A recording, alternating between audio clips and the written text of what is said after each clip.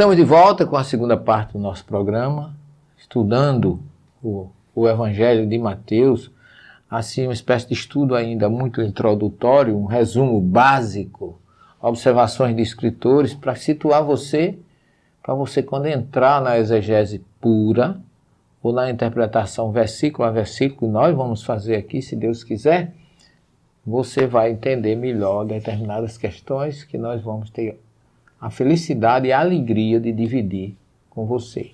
É um estudo que, se tivermos um resultado que esperamos, nós, oportunamente, está no nosso programa, lançar esse estudo até por escrito, para que fique ainda mais uma colaboração para você, que nos acompanha já há 14 anos pela TV Mundo Maior.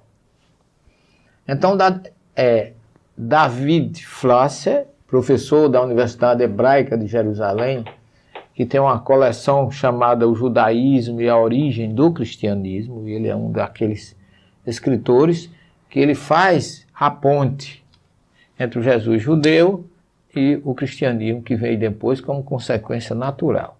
Então ele diz que Jesus era um judeu que falava para outros judeus. Então é assim que a gente tem que ver que Jesus nunca pregou uma palavra para cristão. O cristianismo veio depois. Já depois da sua morte, lá depois de um ano reunidos lá em Antioquia, na gruta lá do Monte Sílpios, foi lá que pela primeira vez os cristãos foram, ou desculpem, os seguidores do caminho foram chamados de cristãos por uma sugestão de Lucas, como está lá no livro de Atos. Então, Jesus, não há nenhuma dúvida de que a mensagem de Jesus pertencia à estrutura do judaísmo de seu tempo. Então, Jesus, se teve uma religião, foi a judaica. Se frequentou algum grupo, foi sinagoga. E a gente sabe que ele frequentou as sinagogas, começou em Cafarnaum, frequentou em Nazaré, onde não foi bem recebido, e ainda tudo isso são pontos que é importante para que a gente entenda a sua mensagem. Considerando, aí vem, que Jesus falava hebraico e que hoje a sua mensagem só existe em grego, nós nos encontramos com maior dificuldade como entender, pois, o que Jesus realmente disse às margens do lago de Genezaré há 2000 anos. Essa resposta que buscamos incessantemente e delas não desistiremos. Aqui nós temos que rever, repensar que as dificuldades linguísticas devem ser consideradas a maior e mais grave de todas as dificuldades encontradas no presente. Segundo alguns pesquisadores, como André Churraqui, que eu já falei, David Flasser, Ernesto Renan, Champlin, na sua coleção, Jesus falava hebraico, nunca escreveu nada, e seus seguidores escreveram a sua história e seus ensinamentos em grego.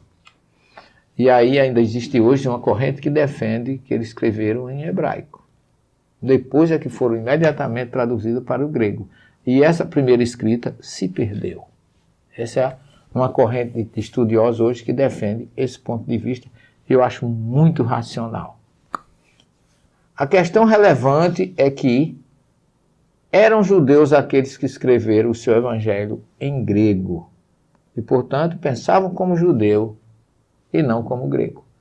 É uma questão para a gente entender que há uma diferença muito grande da visão semítica que está por trás desse evangelho, mesmo escrito em grego. Há uma influência muito grande, depois a gente vai mais na frente ver isso com relação ao evangelho de Marcos. E segundo alguns estudiosos, aí reside toda a dificuldade de entendimento da mensagem de Jesus, que falava hebraico, pensava e agia como judeu, e nós ocidentais queremos fazer exegese, ou seja, interpretação dos seus evangelhos, buscando o significado daquilo que está no texto grego. E tudo isso é uma dificuldade a mais. Eu poderia citar um exemplo muito simples para vocês. Aquela passagem que está em João 21, quando Jesus pergunta a Pedro se ele o ama. E que ele perguntou 3 vezes, e Pedro respondeu 3 vezes. Em hebraico, a palavra amor, ahavá, só existe um entendimento para ela. Ou se ama, ou não se ama.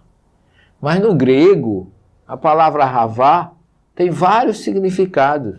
Tem ágape, tem filo, tem eros. Quer dizer, há uma subdivisão dos significados e há muita gente que quer interpretar esse trecho, nós vamos chegar lá, se Deus quiser, dos evangelhos, baseado no grego. Não foi pronunciado isso em grego. Como é que vai ser interpretado num outro idioma que não foi o que Jesus falou com Pedro? Então são questões que eu trago aqui para vocês, não para dificultar, mas para que você raciocine, sobretudo nós espíritas que trabalhamos com Kardec, que fala da lógica, da razão e do bom senso, da racionalidade que deve se ter, porque Kardec diz na Gênesis que muita gente procura no Evangelho aquilo que ele quer encontrar, e não o que está escrito lá. E ele adianta mais ainda, as pessoas ficam volteando em torno do texto até encontrar o seu pensamento, o seu ponto de vista, aquilo que vai agradar melhor a sua tendência, a sua religião, a sua condição, no Ocidente, no Brasil, por exemplo, na Paraíba, querem interpretar um texto que foi escrito há 2000 anos, escrito não, pronunciado há 2000 anos em hebraico, num diálogo, escrito depois de 60 anos, o primeiro evangelho, em grego, e aí dividir e entender como se Jesus falasse grego. Então não é simples. Isso me parece, eu me lembro muito do mito da caverna de Platão. Dos 2 homens que viviam presos, desde criança, amarrado, no fundo de uma caverna, de costas para a entrada, e ali entrava só a luz que vinha pela caverna. E entre eles e a saída tinha uma parede, eles estavam de costas para a parede e de frente para o fundo da caverna. E aí as pessoas passavam por trás e ele só via a sombra das pessoas. Ele não sabia quem era, o que trazia, a cor que tinha, como eram vestidos, ele só via a sombra. Então muita gente vê o Evangelho como o mito da caverna de Platão. Vê a sombra. Faltava o quê? Aqueles homens que estavam amarrados, um deles se soltou e veio para o lado de fora, aí viu as coisas como realmente era, e foi para contar para o outro que nunca tinha visto, e o outro nem acreditou. Então você veja que nós estamos mais ou menos diante dessa situação para entender a mensagem de Jesus. Muitos de nós ainda estamos presos no fundo da caverna do mito de Platão, que foi escrito por ele, mas que foi contado por Sócrates, um dos pais da filosofia cristã, como está lá na introdução do Evangelho segundo o Espiritismo. Ok? Então, eu concordo plenamente com Anshura aqui, quando ele diz o seguinte: para entender essa mensagem de Jesus, olha que coisa interessante. O que é que diz André Churraqui, esse homem que traduziu isso aqui? Ele diz, para a gente entender a mensagem de Jesus, é preciso que a gente se distancie do texto grego. Não é uma coisa curiosa? Quando só existe a mensagem de Jesus no texto grego. Então aí a gente tem que ficar ligado na história, no costume. Eu lecionei judaísmo 15 anos. Eu vou a Israel todo ano. Eu às vezes até brinco, depois da minha casa, eu acho que o lugar que eu conheço mais é Israel. Por incrível que pareça, graças a Deus, que Deus e Jesus me deu essa condição de todo ano eu estar ali e visitando todos os locais. Então, e vendo a história, a arqueologia e a ciência vai cada vez mais trazendo descobertas, os arqueólogos estão descobrindo coisas que vão ratificando. Então a gente vai vendo que com o tempo aquilo que era considerado algo inviolável, palavra de Deus, como muitos irmãos literalmente são enfáticos em dizer isso, muita coisa vai mudando, gente.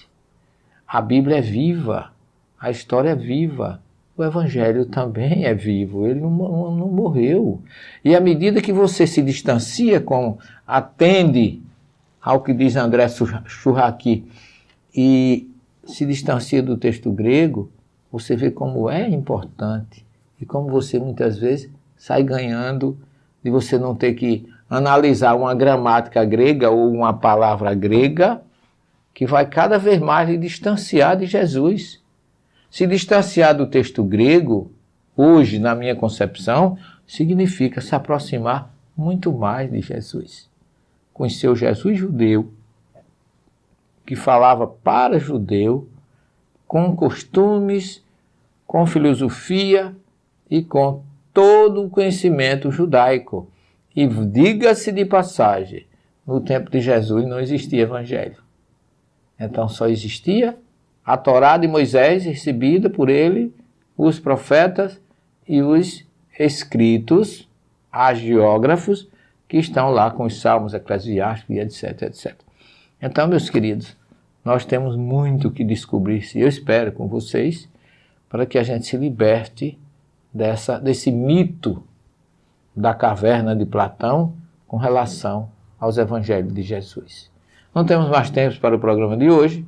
Bob já está nos dando ali o sinal, mas eu espero vocês na próxima semana para continuarmos estudando e buscando a verdadeira mensagem que está na mensagem judaica dos evangelhos de Jesus. Fique com ele até a próxima semana, se Deus assim o permitir. Muita paz para todos.